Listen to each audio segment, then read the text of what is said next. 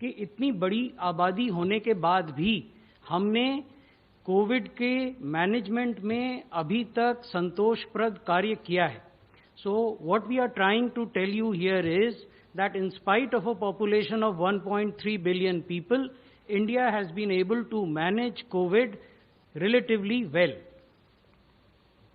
Now, when I say that we have been able to manage this disease, this infection relatively well, what is it that I am implying? What we are trying to explain here is that if you look at cases per million population, it still remains amongst the lowest in the world. Today we have 538 cases per million population. This is as per WHO situation report.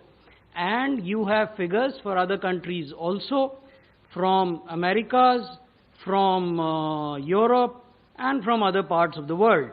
We are trying also to emphasize the point that case per million population in some countries are at least 16, 17 times more than what it is in India. Similarly, if we look at death per million population, again, the scenario in India is amongst the lowest in the world. We have 15 deaths per million population, whereas we have countries where it is 40 times as much. This is another fact that I would like to emphasize for your consideration, which is that if you look at the gap between these two worms here, representing the active cases, that is the cases which are presently either hospitalized and under treatment or are at home isolation being monitored. So that group of people and recovered cases, people who have recovered and gone home, that gap is progressively increasing. So the gap between active cases and recovered cases is progressively increasing. Today, we have 4,76,000 odd recovered cases and only 2,69,000 odd active cases. So when we talk of caseload of COVID in India, caseload is 2,69,000 people. That is important because this tells us that at the end of the day, we have managed a situation where our healthcare infrastructure is not unduly burdened, is not creaking because of the pressure. So that is the significance of this slide. Now, in absolute numbers, we have told you that the active cases are 2,69,789 and recovered cases are 4,76,378. यहाँ हम ये निवेदन आपके समक्ष करना चाहते हैं कि जो रिकवरीज हैं वो लगभग दुगनी 1.75 टाइम्स हो गई हैं एक्टिव केसेस की तुलना में. यानी जितने लोग अस्पतालों में एडमिशन के लिए जा रहे हैं उससे कहीं अधिक संख्या में लोग अस्पतालों से डिस्चार्ज हो रहे हैं. ये हम आपको रिकवरी रेट की जो बदलने की दर है, रेट ऑफ चेंज आपको दिखा रहे हैं, कैसे रिकवरी रेट राइज कर रहा है. आप देखेंगे कि 10% से ये 26% हुआ, फिर 47% हुआ 31 मई तक और 9 जुलाई को ये 62% हो गया है और ये निरंतर बढ़ता जा रहा है. The rate of increase of recovery is appreciable. ये कुछ जनसंख्या से संबंधित और आयु वाली जनसंख्या से संबंधित आंकड़े हैं. इसमें हम आपको ये बता रहे हैं कि यदि आप देखें कि 14 बरस से कम की आबादी का हिंदुस्तान की कुल आबादी में क्या प्रतिशत है, तो वो 35% है.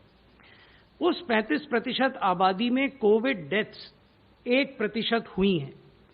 15 से 29 वर्ष की जो आयु के लोग हैं वो भारत की जनसंख्या का 18% हैं और इस आयु वर्ग में कोविड की जो डेथ्स हैं वो केवल 3% हुई हैं. 30 से 44 वर्ष की जो आयु के लोग हैं वो भारत की जनसंख्या का 22% है और इस एज ग्रुप में कोविड की जो डेथ्स हैं वो 11% है। तो अगर आप इस पूरे ब्लॉक को एक साथ देखें, यानी 14 साल से कम के आयु से लेकर 44 वर्ष की आयु तक के लोग, तो इसमें जो कोविड से रिलेटेड डेथ हैं वो केवल 15% हुई हैं।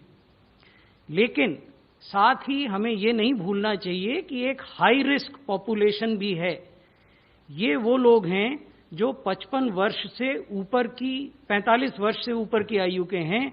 45 से 59 वर्ष की आयु में आप देखेंगे कि कुल जनसंख्या का ये 15% है, जबकि इसमें कोविड की जो डेथ है वो 32% है। 60 से 74 वर्ष की जो आयु के लोग हैं वो भारत की जनसंख्या का 8% हैं, लेकिन इसमें कोविड से जो डेथ हुई हैं वो 39% है।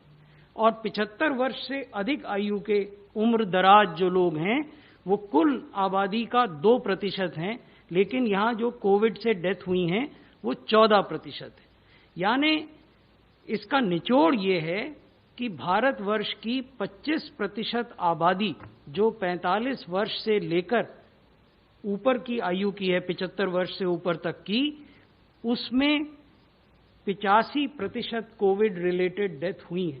तो ये आयु वर्ग है जिस पर विशेष ध्यान देने की आवश्यकता है, भारत सरकार को भी, राज्य सरकारों को भी और यूटी एडमिनिस्ट्रेशंस को भी।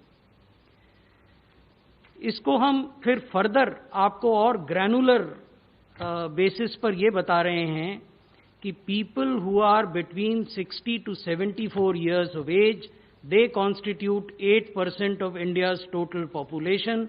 However, they also show 39% of COVID-linked deaths. And people who are more than 75 years are 2% of India's population, but they show 14% of COVID deaths. So this is a brief summary that I wanted to present before you. Thank you. Thank you very much, sir. Now I request the representative of ICMR, ma'am, please. So ICMR has been continuing its efforts to ramp up the testing capacity in the country and also making testing available at even the lower levels, the district level, and increasing the outreach of testing to the best of its capacity. In addition to the RT-PCR test, we have deployed the TrueNat and CBNat based testing also. And moving a step forward, very recently ICMR also has validated and approved the use of a rapid antigen point of care test, which is now validated, recommended for use, and is also being used now in the containment zones of various states. तो आप सुन रहे थे press conference जो है ये joint press conference है, स्वास्थ्य विभाग और गृह मंत्रालय सब कोविड पे जानकारी दे रहे थे और उन्होंने कहा कि एक सबसे राहत की बात है कि यदि प्रति मिलियन हम देखें इंडिया के पॉपुलेशन के हिसाब से तो केवल 538 जो है केसेज पाए गए हैं और प्रति मिलियन जो है वो 15 मौतें हुई है, जबकि बाकी देशों के आंकड़े देखें तो मौतों की संख्या 40 गुना है और केसेज की संख्या 15 से 16 गुना है। रिकवरी रेट जो है अब पहले 10% से 26%, 41% और आज के समय 62% जो है रिकवरी रेट हो चुका है। लेकिन उन्होंने ये भी एक आगाह किया है कि जो 45 से 75 के उम्र के लोग हैं उनको जो है थोड़ा खतरा है और ये जो है इनमें जो है 85% जो है मौतें हो चुकी है। इसलिए ये पॉपुलेशन जो है इस पर इसको ध्यान देने की जरूरत है।